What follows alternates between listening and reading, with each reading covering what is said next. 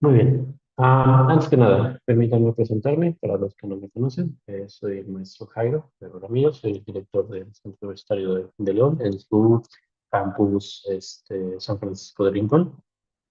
Soy terapeuta físico, maestro en desarrollo pedagógico y autor del libro de abordaje fisioterapéutico en diabetes tipo 2, guía clínica, el cual nos lleva al día de hoy poder platicar con ustedes sobre el abordaje fisioterapéutico en pie diabético. Como les comento, me es muy grato estar con todos ustedes y poder hablar sobre el abordaje fisioterapéutico en diabetes, específicamente en este momento en pie diabético, y me es muy grato ver a un porcentaje de la población conectada a relación de que este tema no es muy común que hablemos sobre este abordaje, y me es importante distinguir y agradecerles a todos los que están el día conectados para que entendamos y logramos eh, romper una barrera, debido a que la fisioterapia metabólica no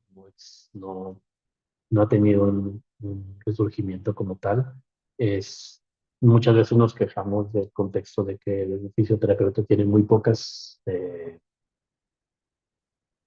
herramientas o incluso ciertos grados de validación o alcances en instituciones.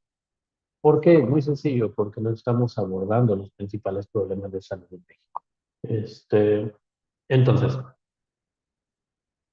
vamos a determinar lo siguiente. Muchos de ustedes tienen este abordaje fisioterapéutico ya estipulado, sobre todo para pacientes o personas con algún tipo de lesión muscular. Pero abrirnos al contexto específico de lo que es la fisioterapia en el contexto del abordaje al pie diabético es más complicado. Primero, porque tomemos en consideración un poquito la epidemiología. En México existen alrededor de 12.14 millones de mexicanos con diabetes. En una población de aproximadamente 130 a 133 millones, estamos hablando de un número importante, ¿vale? Si a eso le tomamos en cuenta, perdón, nomás para confirmar, ¿sí me escuchan bien? Eh, ¿O hay algún tema de conexión? Todo Aquí se bien. escucha bien. Ok, perfecto, perdón. Continuamos. Entonces, tomemos en consideración que de esta cifra se considera que hay 8 millones de mexicanos que son diabéticos y que no lo saben en un promedio. Tomemos en consideración que estamos tomando como base eh, la estructura de que en un país con 130 millones de mexicanos, aproximadamente entre los mexicanos que no saben que son diabéticos y los que han sido diagnosticados, oscilan entre 20 a 22 millones de personas que literalmente tienen diabetes. Estamos hablando de un gran número de población. Y si nos basamos en el contexto de que esta diabetes va a afectar aproximadamente al 18% de la población mexicana, vamos a tomar en consideración también que de las complicaciones que van a presentar, el pie diabético va a constituir entre el 3.5 de los diagnósticos de los pacientes que han sido diagnosticados por diabetes. ¿Qué quiere decir? Que estas personas literalmente ah, no han presentado más que pie diabético, ¿vale? Entonces, tomamos en cuenta que estos pacientes van a presentar pacientes o pie diabéticos neuropáticos en un 36.4%, 15.6% con aterosclerosis y un 48% de pacientes mixtos. Lo más curioso es que el 28% de los pacientes que tienen diabetes jamás han recibido una valoración, jamás han tenido una revisión, y que si eso se hace con antelación, podemos reducir el 33% de las hospitalizaciones en México. Tomemos en consideración que la diabetes, en el caso del pie diabético, es la causa número uno de amputaciones no traumáticas. Tomando en consideración eso, ya tendremos puntos de partida. En el caso de cómo estamos actualmente, tan solo de los estados que presentan mayores afectaciones o que se tiene un registro de ingreso de pacientes diabéticos, los que más destacan son Tabasco, Jalisco, Puebla, Chiapas, tomando en consideración que tan solo en el 2025 tuvieron 34.466 ingresos de pacientes con diagnóstico de diabetes mellitus. Así que es una situación que va a afectar a la población actualmente. Por eso me es importante distinguirles y me es importante hablar con ustedes del contexto del abordaje fisioterapéutico en diabetes, ya que en el caso de las amputaciones, pues el 36.4% de las amputaciones de un pie diabético son principalmente caracterizadas por neuropatías y el 15.6% por arteriosclerosis. Entonces, como fisioterapeuta podemos hacer mucho para prevenir este grado de amputaciones. Como fisioterapeutas podemos generar abordajes, podemos generar un proceso de atención, no solo desde el pie diabético, sino desde la diabetes misma o incluso desde la resistencia a la insulina. Ahora, me gustaría comentar lo siguiente.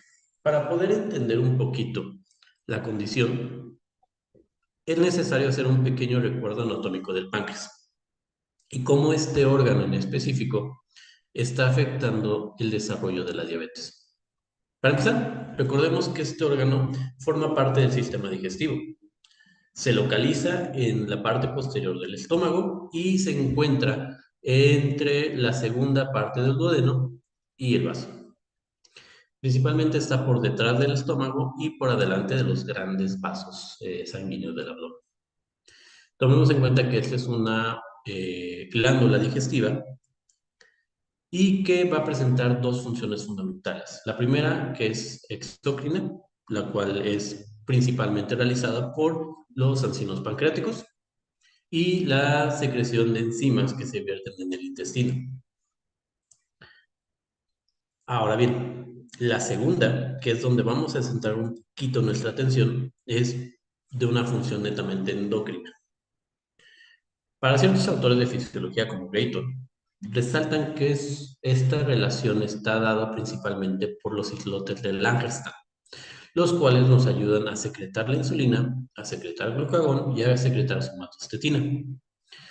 En pocas palabras, esto nos va a ayudar a la regulación del azúcar y, en pocas palabras, la glucosa.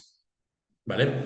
Entonces, ciertas células, las cuales las vamos a dividir en células alfa, que van a presentar un 25% de las células en función principal de la cual es sintetizar glucagón, las células beta, que representan el 60% de estas células, y su función principal es la insulina. Y por último, las células delta, que funcionan en un 10% y que genera básicamente este equilibrio entre las células alfa y beta para poder sintetizar somatostatina, ¿vale? Ahora bien, todos nos han dicho en la escuela la teoría de la insulina, donde tenemos la llavecita que abre lo que funciona como una llavecita que entra a la célula para que pueda ingresar lo que es la glucosa dentro de lo que es las células, ¿vale? Ya que la insulina se encuentra dentro del torrente sanguíneo y va a buscar lo que son receptores principalmente para poder generar una reacción química para aperturar por medio de fosforilación y desfosforilación los canales que van a permitir que la glucosa pase adentro de las células y asimismo ayuda a la regulación de la energía. Para eso, pues, este es el concepto básico con el que nos hemos entendido lo que es el contexto de la función, principalmente de la insulina, ¿vale? Ahora bien, ¿Qué sucede? Para la Organización Mundial de la Salud, define básicamente que la diabetes sacarina o diabetes mellitus, se caracteriza por una enfermedad crónica que aparece cuando el páncreas no secreta la suficiente insulina o cuando el organismo no la produce eficazmente, lo cual va a producir que literalmente la glucosa en sangre se vaya a elevar, a lo cual le vamos a llamar glucemia elevada o hiperglucemia, ¿vale? La hiperglucemia va a generar daños estructurales, principalmente en órganos y sistemas, ¿vale? Generando principalmente esos daños o centralizándolos en lo que son vasos sanguíneos y nervios periféricos. Ahora, ¿qué es lo que siente una persona diabética? ¿Vale? Y ahorita nos vamos a centrar netamente en la diabetes tipo 2, ¿vale? ¿Por qué? Porque es la más común, aunque existen actualmente por la ADA, existen ya la clasificación de las actualizaciones de las cuatro tipos de diabetes. Tipo 1, también conocido como diabetes tipo 1, que anteriormente se conocía como insulino dependiente o diabetes infantil. Realmente ahorita actualmente pacientes diabéticos tipo 2 también son dependientes de insulina y hay niños con diabetes tipo 2. La diabetes gestacional, que al final de cuentas es una diabetes que en teoría va a aparecer durante el periodo del embarazo y que tendría que desaparecer después del parto. Y por último, la diabetes, las demás diabetes o diabetes insidiosas, ¿vale? En este caso nos estamos centrando principalmente en la diabetes tipo 2, que es la más común y que se caracteriza principalmente por una resistencia a la insulina y que asimismo empieza a desencadenar a un proceso ya de diabetes propiamente dicho. Ahora bien, ¿qué es lo que siente este tipo de pacientes? De forma simplificada, la principal causa que desarrolla los síntomas de la diabetes es la hiperglucemia. Y no perdamos de vista esa palabra, hiperglucemia. O, como ya lo hemos dicho, pues los altos niveles de glucosa, ¿vale? Cuando estos niveles de glucosa se elevan por encima de la capacidad que tiene el organismo de reabsorber la glucosa, por ejemplo, a nivel de riñón, su umbral renal, pues en lugar de favorecer a esa absorción, va a empezar a generar una micción excesiva por medio de por causa debido a una diuresis osmótica y que frecuentemente va a estar marcado por una sed, ¿vale? Ahora bien, esta glucosa que se está perdiendo en la orina puede conducir a una pérdida de peso, lo cual muchas veces los pacientes suelen decir que es de forma inexplicable. También es curioso porque al momento que se pierde ese peso, estimula demasiado lo que es el apetito, generando los famosos atracones. Ahora, teniendo en cuenta esas bases, podemos considerar que una persona con diabetes va a presentar un aumento de sed, lo que es la polidipsia, una micción frecuente, lo que es la poliuria, la pérdida de peso, lo de rápida e inexplicable, el aumento del hambre, polifagia y la pérdida de la visión o una visión borrosa, lo cual nos favorece a los síntomas mejormente llamados las síncopes. ¿Vale? Me gusta hablar de esto del contexto de la diabetes porque aunque nosotros consideramos que es una condición actual, realmente tenemos antecedentes del papiro de Ebers que se encuentra 2000 años antes de Cristo y que nos hablan de esta condición, ¿vale? Anteriormente, ¿y por qué te hago este comentario? Porque anteriormente teníamos una idea y el día de hoy tenemos otra, lo que nos dice que la diabetes es una de las condiciones que aún seguimos estudiando y que aún seguimos desarrollando y que aún no podemos encontrar un abordaje 100% eficaz, ya que todos los abordajes tienen que estar personalizados ante cada paciente.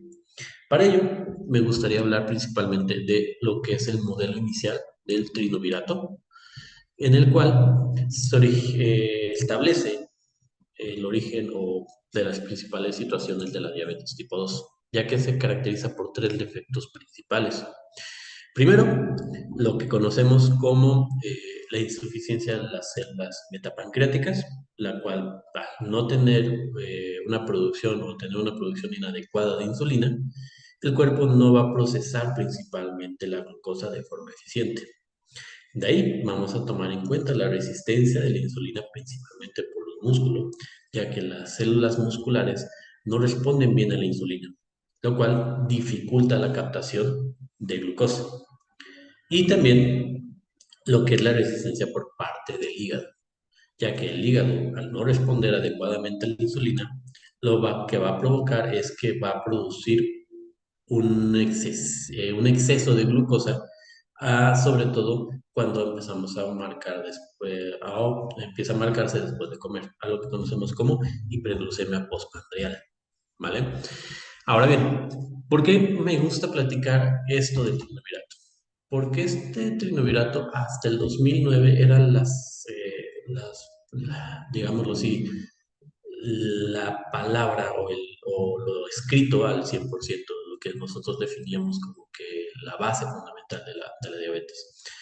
Pero en 2009, Ralph de Froncio demuestra en uno de los artículos de la revista Diabetes el octeto ominoso y dice que incluso hay varias entrevistas y varias conferencias de él en YouTube y él escribe que los defectos que teníamos los otros tres, pues no eran simplemente esos tres, ya que incluye los defectos originales, pero añade otros cinco más.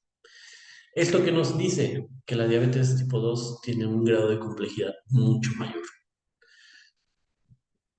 Ahora bien, ¿qué agrega? Principalmente lo que es la deficiencia de las células alfa pancreáticas, lo cual básicamente hace que generemos mayor secreción de glucagón y que este glucagón pues va a decirle al cuerpo que produzca más azúcar. También tenemos la resistencia de la insulina por parte del sistema nervioso central, ya que aunque el cerebro es especialmente receptor al azúcar, en el caso del hipotálamo va a ser menos sensible a la insulina y entonces se va a alterar el sistema de saciedad, se va a alterar el sistema del apetito, buscando mayor percepción de azúcar. También vamos a tener lo que es la disfunción de los adipocitos, que es básicamente debido a que tenemos una diferencia o una resistencia a la insulina y esto va a provocar que estas hormonas, que sobre todo estimulan la secreción de la insulina, se pierda esta señal natural, que es la que le avisa al páncreas que libere la insulina al comer. También otro de los principales problemas es que vamos a tener un aumento en la absorción renal. El riñón va a absorber más glucosa de lo normal. Y ahora bien, ¿esto qué va a hacer? Va a hacer que el azúcar, en lugar de ser desechada, va a ser liberada otra vez del torrente sanguíneo. Y en lugar de ser, como lo comento, eliminada por la orina, pues al ser de vuelta al torrente sanguíneo empezamos a generar mayor hiperglucemia, ¿vale? Como te comento, me es grato hablar con ustedes de estos temas. ¿Por qué? Porque el fisioterapeuta tiene demasiadas herramientas para poder abordar esto. Los pilares fundamentales de un paciente diabético se van a caracterizar por, sí, el aspecto farmacológico que lo está dando el médico, el aspecto nutricional o la orientación nutricional que la da el nutriólogo, o fundamentalmente, y el abordaje que va en relación a la prescripción del ejercicio, a la alteración, a la valoración y sobre todo todo lo que es desde la atención de sintomatologías, lo que es el control glucémico, lo que es la producción de masa muscular, todo en relación para que este proceso de octeto ominoso empiece a reducir un poco los niveles de la hiperglucemia. Ahora bien, centrémonos en el pie diabético, ya que hablamos un poco de lo que es las causas o el origen de la diabetes, que bueno, eso mismo es multifactorial. Tomemos en cuenta el contexto netamente de la hiperglucemia y partámonos a un punto de las principales afectaciones que puede presentar. Para empezar, el pie diabético o la fisiopatología del pie diabético es un proceso netamente multifactorial.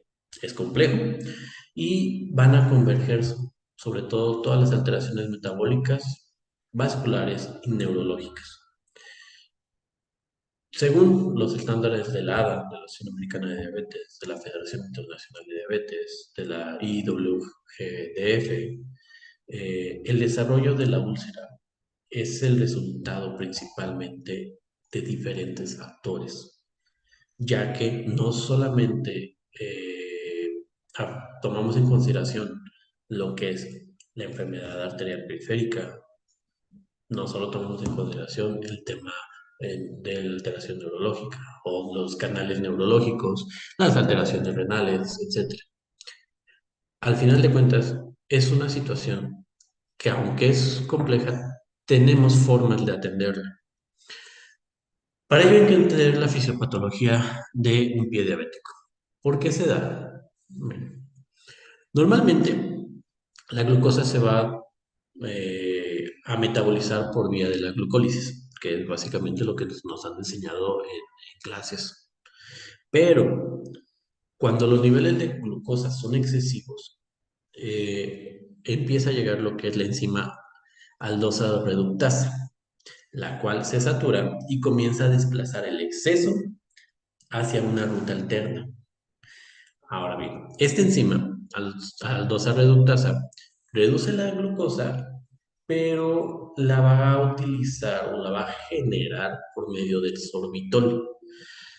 ¿Qué quiere decir? Que va a utilizar NADPH como cofactor para poder principalmente que por medio de una enzima, el sorbitol deshidrogenasa, oxida el sorbitol y literalmente lo convierte en fructosa, utilizando NADH como cofactor.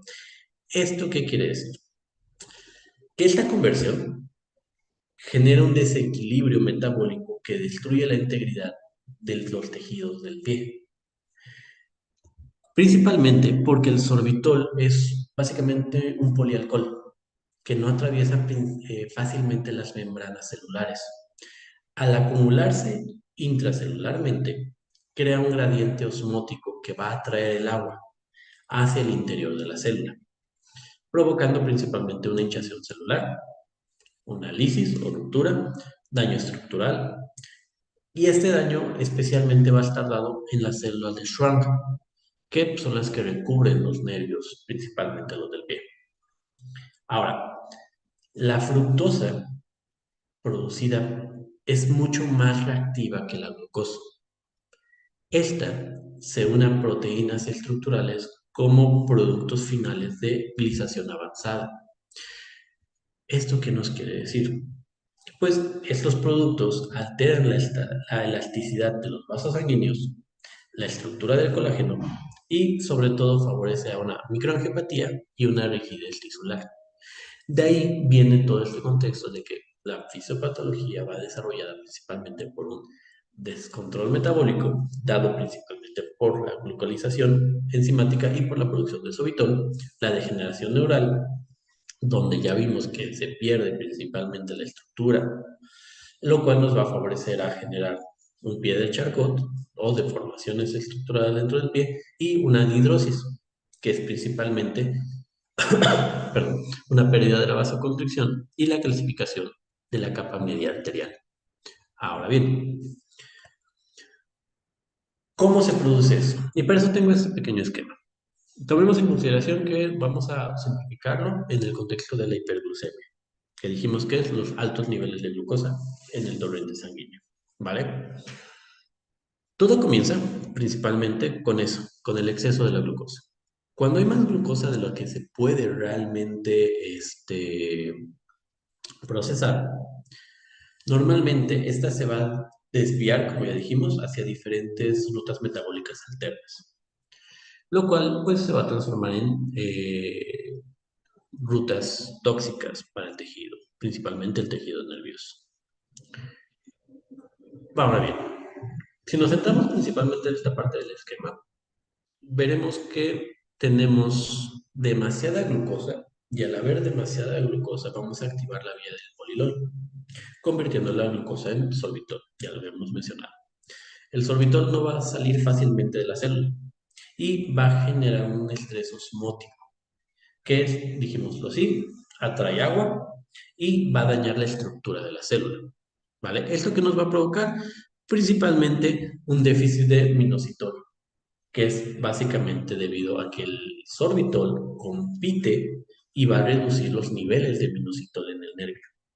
Y esto es crítico porque el minoxidil forma parte de lo que es la bomba de sodio-potasio y por medio de la ATPasa hace que funcione. En pocas palabras, si esta bomba que estaba funcionando correctamente lo deja de hacer, el nervio pierde su capacidad de mantener el equilibrio eléctrico y entonces, ¿qué es lo que va a suceder? Que vamos a reducir, pues básicamente, la conducción nerviosa. Si esto continúa, vamos a tomar en cuenta que vamos a reducir también la resistencia vascular debido a que la glucosa va a empezar a dañar los capilares sanguíneos, los va a volver más gruesos, los va a volver más rígidos y va a aumentar la resistencia del paso de la sangre. Ahora bien, al haber menos flujo sanguíneo, ¿qué es lo que vamos a producir? Una hipoxia endoneural, ¿vale?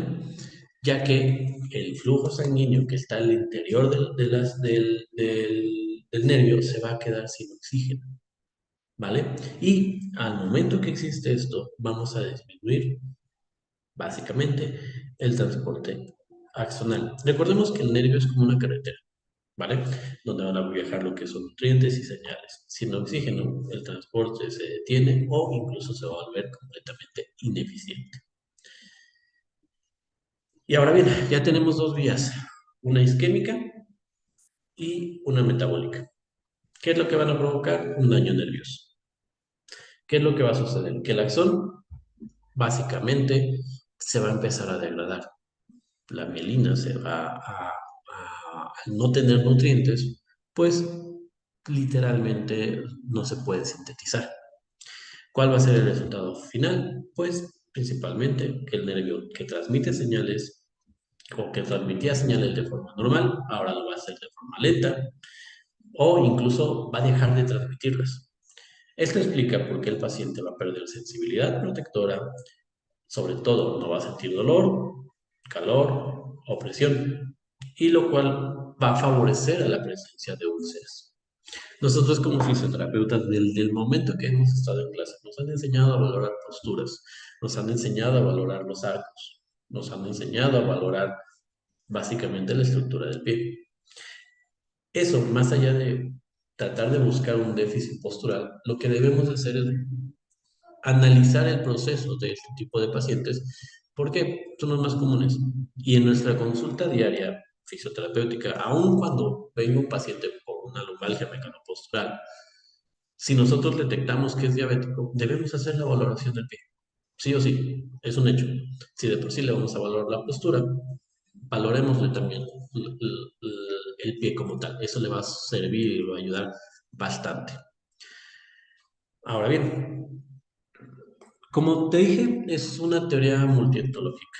No existe una razón per se del por qué existe un pie diabético. Existen causas-consecuencias de varias situaciones, pero se caracteriza principalmente porque va a presentar una isquemia, una neuropatía y una infección.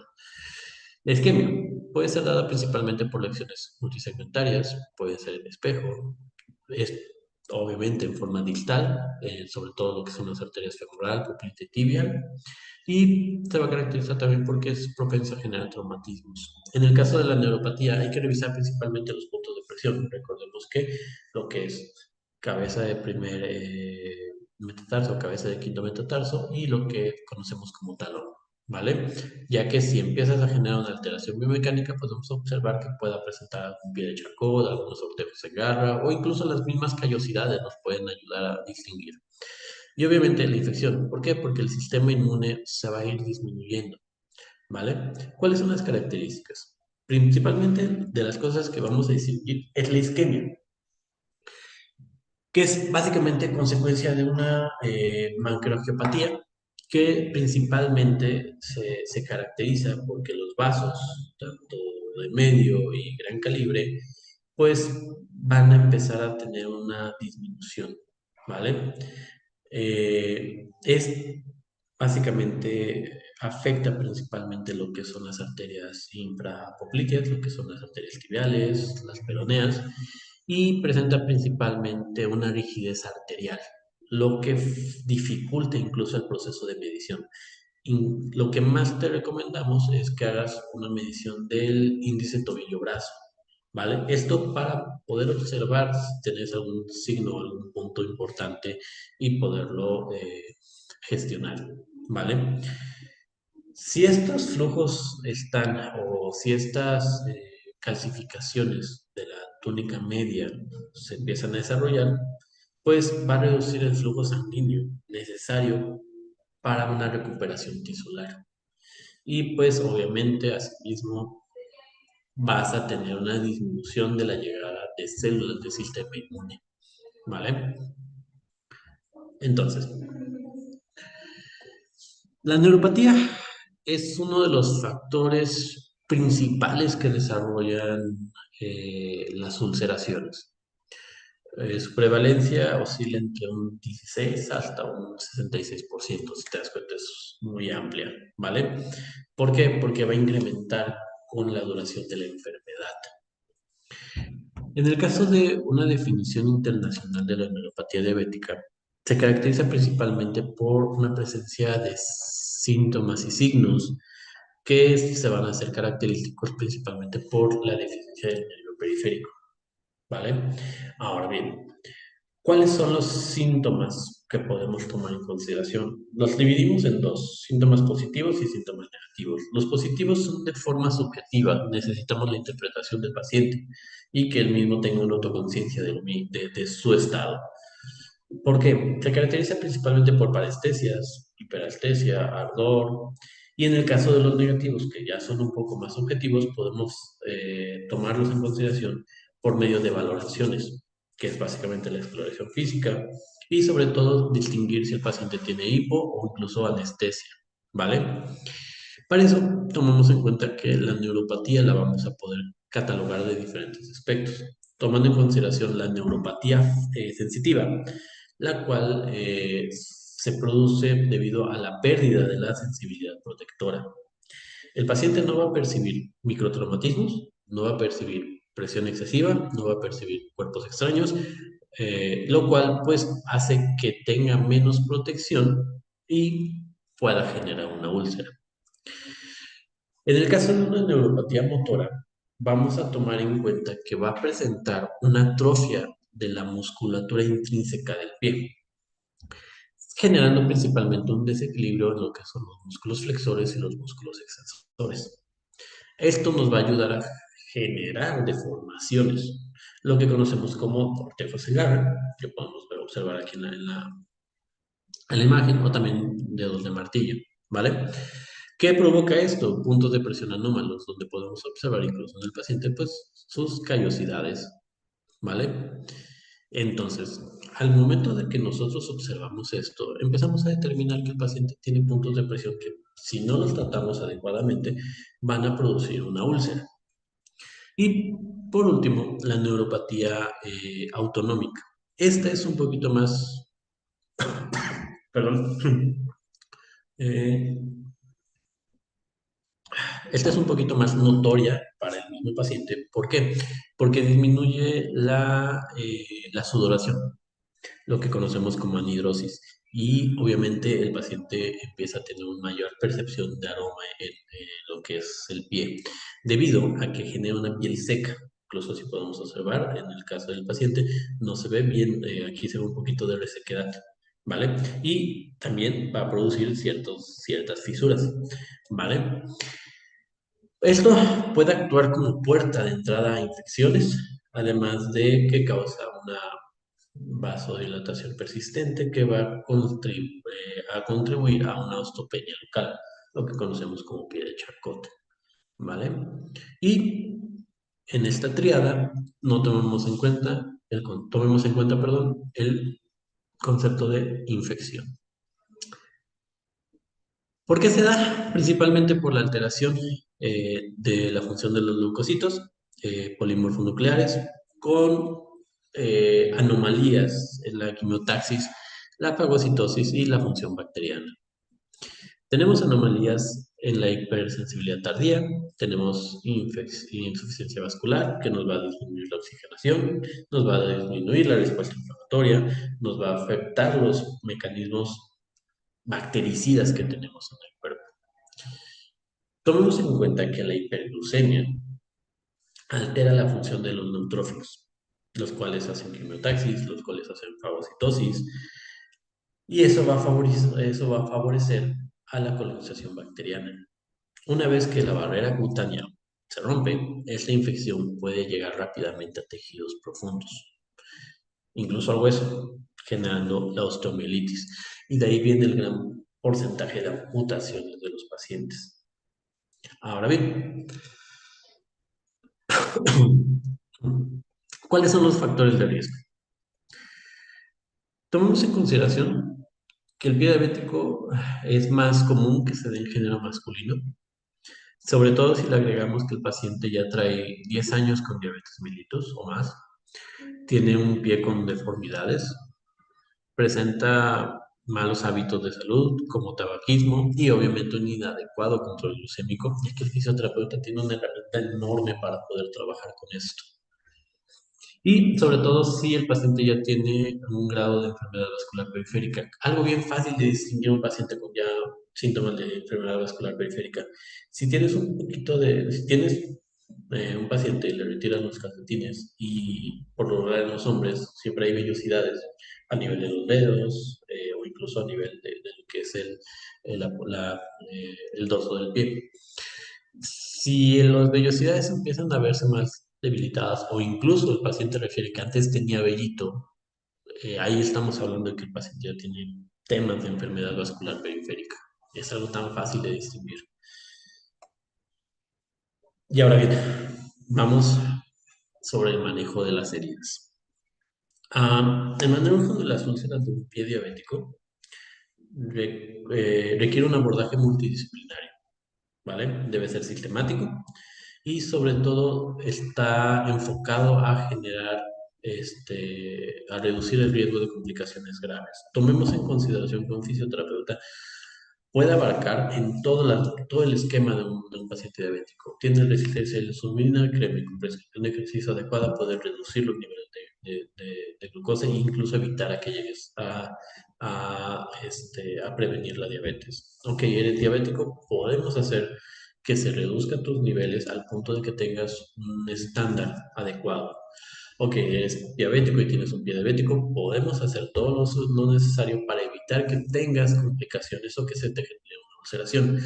Tienes la ulceración, bueno, vamos a hacer todo lo posible para reducir el riesgo de que estas complicaciones se vuelvan más graves y que al final de cuentas evitemos o ayudemos a un cierre de la herida adecuadamente. Desafortunadamente, tuviste pie diabético, lo perdiste.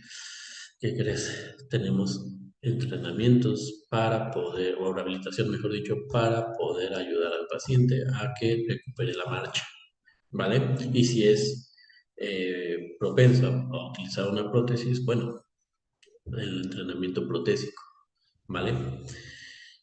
Tenemos diferentes esquemas para poder atender al paciente, ¿vale? Y una de las mnemotecnias que más adelante estaremos revisando es básicamente la estrategia más utilizada en la práctica clínica, la que se le conoce como estrategia TIME, que se centra en la preparación del lecho de la herida. Pero para eso, ¿qué necesitamos conocer? Primero, una evaluación inicial. Antes de tratar al paciente, es fundamental categorizar la úlcera para determinar el pronóstico. Tenemos la escala de Wagner, que es por parte de la Universidad de Texas, en los cuales es un estándar de oro, donde podemos observar que en un grado cero la piel está intacta, pero con cierto riesgo. ¿Por qué? Porque puede presentar algún tipo de ortejo de garra, alguna deformación o algo que veamos que no están bien liberados los puntos de presión. Grado uno, donde tenemos una úlcera superficial. Grado 2, donde tenemos una úlcera profunda que llega incluso al tendón o la cápsula. En un grado 3, una úlcera profunda ya con absceso, incluso con osteomelitis. Y un grado 4 y 5, donde ya tenemos una gangrena parcial total. Obviamente, si ya tenemos en el caso de un grado 2 pues es el equipo multidisciplinario en el ámbito del médico, vamos a empezar a trabajar con antibióticos específicos para la zona, ¿vale? Y ya cuando empiezas con el absceso, una úlcera profunda, si hay integración del hueso, dependiendo de la estructura ósea a la cual se haya involucrado, pues se puede desde amputar, retirar esa zona o simplemente tratar de mantenerla con el tratamiento adecuado.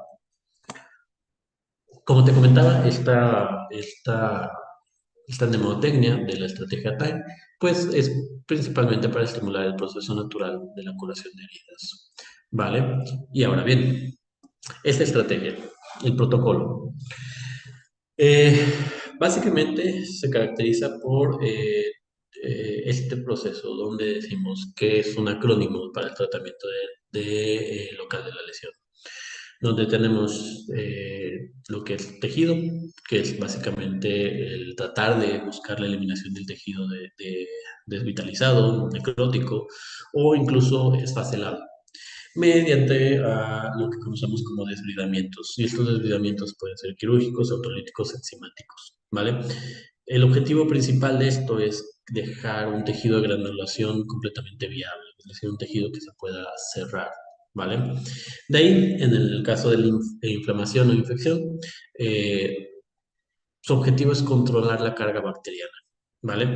Se puede utilizar apósitos de plata, incluso si hay signos sistémicos, pues vas a necesitar algún tipo de terapia por medio de antibióticos. En el caso de la humedad, hay que controlar el exudado y es básicamente mantener el ambiente húmedo óptimo, en pocas palabras. Si hay mucho exudado, se pueden utilizar alginatos o se pueden utilizar espusmas. Si la piel está muy seca, pues hay que utilizar hidrogeles para favorecer la autólisis. Y en el caso de leche, que es básicamente evaluar los bordes, si están realmente vitalizando. Y sobre todo si hay presencia de hiperacreotosis o lo que conocemos como callosidades, ya que estas deben ser retirados para que la herida se cierre perfectamente. ¿Vale? Ahora bien, existe una gran cantidad de apósitos. Y ahí te va. Básicamente, el éxito de la cicatrización no depende solo de la curación local, sino de factores completamente sistémicos y mecánicos. ¿En qué queremos decir esto? Principalmente, el factor más crítico es eliminar los puntos de presión de la úlcera, ya sea por medio de calzados especiales, fieltros, yesos de contacto total, perdón, y sobre todo lo que es liberar esos puntos de presión, porque si no la herida nunca va a cerrar, ¿vale? Pero, aunado de eso, también tenemos que tomar en consideración el control metabólico. Es parte fundamental para este tipo de pacientes. Mantener los niveles de hemoglobina glucosilada controlados y, sobre todo, optimizar el estado nutricional del paciente con proteínas, zinc, micro y macronutrientes. Es importantísimo para la síntesis de colágeno. Asimismo, tenemos que tomar en consideración la evaluación vascular. Es imperativo realizar un índice tobillo-brazo o un Doppler para asegurar que el flujo sanguíneo sea suficiente para la cicatrización.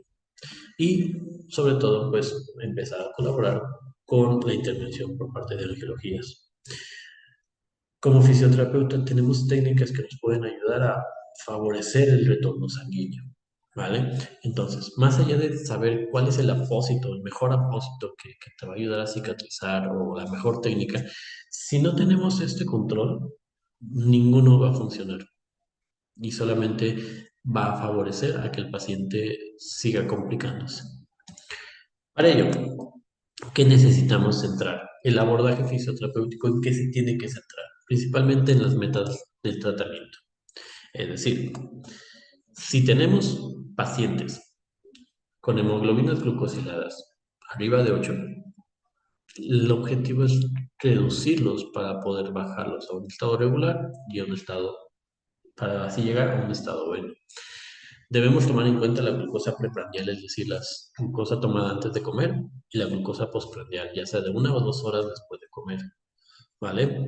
Esta la puedes hacer con tu glucómetro. Tomar en cuenta también los estudios de laboratorio, el colesterol de alta densidad, colesterol de baja densidad, colesterol total, los triglicéridos, macroproteinuria, presión arterial y los índices de masa corporal. Todos los signos y síntomas que el paciente debe tomar en cuenta para poder llegar así a un estado adecuado. Y créeme, si nosotros tenemos un paciente que esté en esas condiciones, créeme, se va a morir de otra cosa menos de diabetes o de alguna complicación de diabetes, ¿vale? Y va a vivir muchos, muchos, muchos años, ¿vale? Entonces, en el caso fisioterapéutico, ¿qué abordajes tenemos o qué podemos ayudar para poder generar un contexto de agentes biofísicos y terapias avanzadas? Primero, lo que más hemos estudiado es la fotobiomodulación, que es básicamente el láser con una modalidad que presenta mayor respaldo para la proliferación celular. Se recomienda principalmente el láser infrarrojo, que son 808 nanómetros, y tiene una penetración mucho más profunda, a diferencia de un láser rojo que tiene 660 nanómetros y que trabajas a nivel del lecho superficial. La técnica de aplicación, pues principalmente puntos perilesionales, lo que es el borde, y una técnica de barrido sobre el lecho, ¿vale? La dosificación. Si estamos en un proceso de fase inflamatoria infecciosa, se recomienda de 2 a 4 joules. En una fase de granulación, se recomienda una dosis de 4 a 8 joules, ¿vale? Que va a ayudar a la estimulación de fibroblastos, síntesis de colágeno, y en el caso de una fase de epitelización, se recomienda de 2 a 3 joules para poder generar el cierre de heridas. La frecuencia de las sesiones, pues se recomienda que sean de 2 a 3 sesiones por semana. El ultrasonido, el famoso ultrasonido que está en boca de muchos fisios, sobre todo en redes sociales. ¿Sirve o no sirve? Muy sencillo. El ultrasonido no se utiliza principalmente por un efecto térmico, sino por efectos completamente mecánicos. Una disculpa por el sonido externo. Eh, ¿Cuál es el objetivo de esto? Pues generar una pequeña cavitación que ayude a activar los macrófagos. La modalidad se recomienda en modo pulsado, ¿vale? Se recomienda un cabezal de 3 MHz para trabajar sobre tejido superficial y la intensidad de 0.3 a 0.5 watts centímetros cuadrados. Tiempo aproximadamente entre 1 a 2 minutos por cada área del tamaño del cabezal. Y se recomienda el uso de hidrogel estéril o una aplicación subcutánea si es que en el paciente se puede realizar. También otro de los agentes físicos que podemos utilizar es básicamente la terapia de onda de choque, que es reservada principalmente para úlceras crónicas, que no han respondido a los tratamientos estándar después de 4 o 6 semanas. Se recomienda una baja de energía de 0.03 a 0.1 milijoules por cada milímetro cuadrado. Impulsos aproximadamente de 100 a 500 disparos por un centímetro de cada herida. Y la frecuencia de las sesiones, pues se recomienda una sesión semanal o quincenal de 3 a 5 secciones máximas, ¿vale? También otro de los parámetros, otro de los ejemplos que podemos utilizar es la terapia conocida como microcorriente, ¿vale? La cual es particularmente efectiva en pie diabético porque trabaja a un nivel subsensorial, mimetizando la corriente eléctrica, eh, y hace que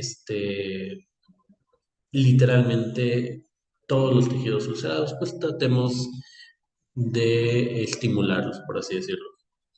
La elección de cada electrodo va a depender del estado de la herida. Por ejemplo, si estamos en una etapa de desvidamiento y hay una infección, pues se recomienda que la microcorriente tenga una polaridad negativa hacia el cátodo. Recordemos que la microcorriente tiene la peculiaridad de que es completamente polar, tiene las mismas características que una corriente galvánica, pero sin el galvanismo, y asimismo tiene esa capacidad de polaridad. ¿vale? En este caso, pues su objetivo va a ser atraer neutrófilos, macrófagos y va a presentar un efecto completamente bactericida, ¿vale? Entonces, ¿qué es la recomendación? Pues básicamente de 100 a 600 microamperios. Es un tema netamente subsensorial, lo cual va a optimizar la síntesis de ATP y su frecuencia de 0.3 a 1 Hz, ¿vale? Favorece principalmente lo que son las frecuencias bajas a la regeneración y la reparación de los tejidos. La microcorriente presenta una monofásica rectangular, lo cual, como te comento, tiene un efecto galvánico por medio de la polaridad, pero quitando todas las complicaciones del galvanismo total, ¿vale? Y eso sí, la microcorriente pues se basa principalmente a terapias prolongadas. A la aplicación de la microcorriente pues son de 30 a 60 minutos, yo diría que incluso hasta más, ¿vale? Y fundamental, movilidad. Hay que movilizar al paciente. Si está en sedestación, tratar principalmente al paciente debido a que muy peculiarmente la mayoría de estos pacientes van a presentar un equino funcional, ¿vale? Toda la presión de la pisada, toda la carga se va a ir directamente hacia la cabeza de los metatarsianos y es ahí donde se generan básicamente las úlceras, ¿vale?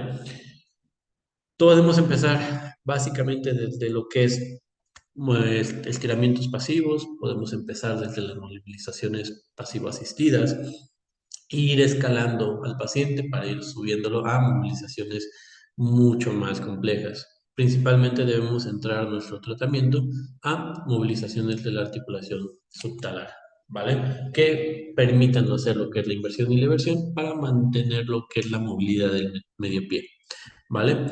Sobre todo a que este paciente se adapte al terreno irregular durante la marcha. Entonces, eh, nada más para concluir y dar paso a las preguntas, me gustaría compartir pues, básicamente las guías de referencia clínica, algunos de los artículos que fueron revisados para la presentación del día de hoy, y de los estudios de los metaanálisis. Me gustaría hacer el comercial. Ya se hizo la actualización del libro, donde meto básicamente este análisis y se hace la comparativa de los grados de evidencia científica que tienen en el caso de los agentes físicos, tomando en consideración que en el caso de la microcorriente y y el alto voltaje tienen una evidencia científica tipo A, es decir, de lo que está mejor comprobable, ¿vale? Y por último, si no, ya hablo del tiempo para preguntas, no sin antes agradecer su participación.